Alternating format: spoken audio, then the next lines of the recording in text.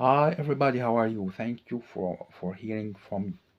Today I want to speak about what's good super intelligence.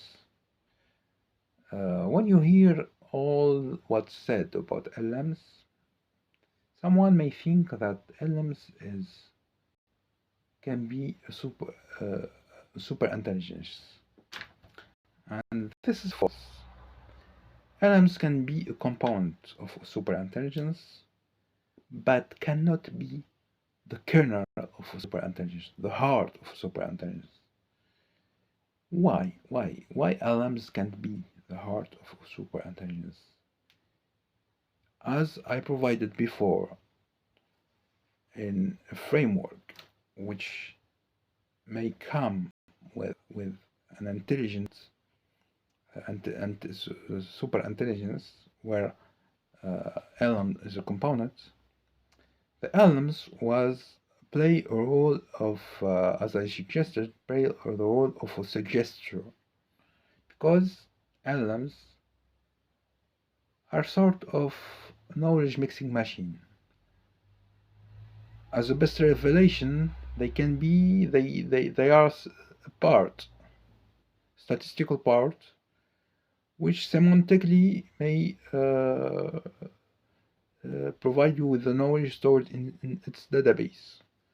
But the LLMs are more than that, are rather kind of a mixing machine, which if you have a text speaking, for instance, about animals, and text speaks about cats, and then if you have a sentence, if you found a sentence in another text saying that the cat is an animal, all what is written about the animal will be transferred to the cat. So imagine that in your text you have a problem, the animal text, saying that all animals are flies. So then the LLMs will get you this information, will say that the cat fly. So since the LLMs they are not a thinking machine, they can't evaluate this mixing that they do.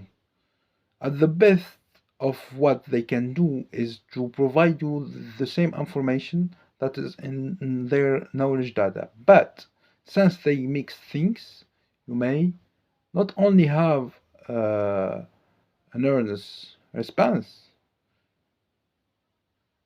but also you can have false knowledge, meaning that they not can only they can not only copy the errors in their data set, their knowledge base, their textual knowledge base. They copy this animals who only fly, but also when they mix, they can't evaluate what they mix. So they are not a thinking machine. They are kind of a mixing machine of knowledge.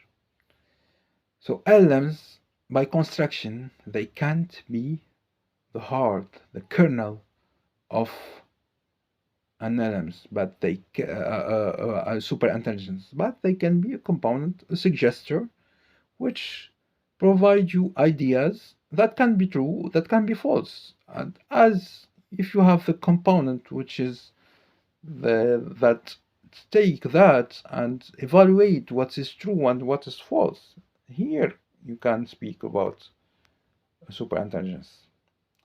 But today's talk is about what is a good super intelligence. Good super intelligence is not a super intelligence which can't evaluate what it provides.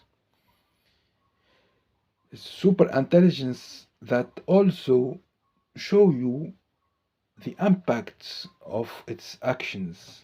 The more a super intelligence is intelligent, the more it has visibility on its actions. And so, even if the super intelligence set a sub goal, it needs to enlighten you about the constructs that are reached.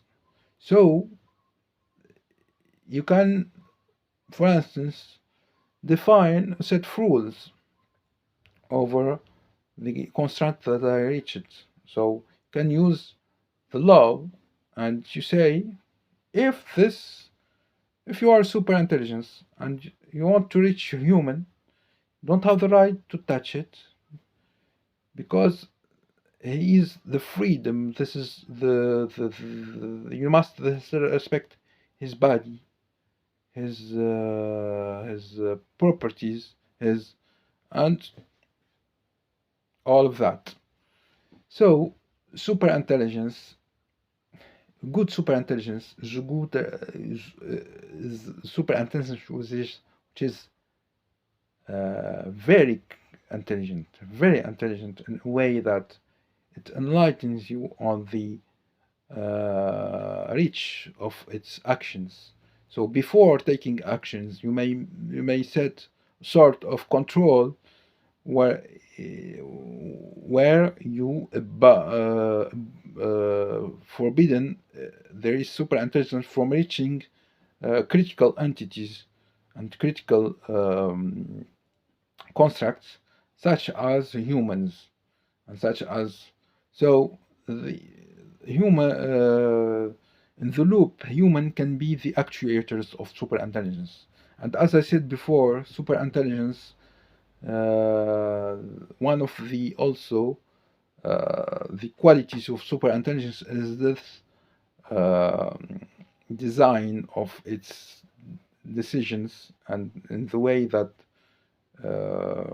it requires to cooperate with the humans, and it has to optimize the design of the actions and the enlightenment that it provides to humans, the knowledge. And so there is this collaboration for feeding it with the knowledge, the experimentation data. That's it. Thank you for hearing from us. If you need to cooperate in building the super intelligence machine, contact us. Contact us. Thank you a lot. Thank you a lot. Noah Ben Jbara from Singularity Decision.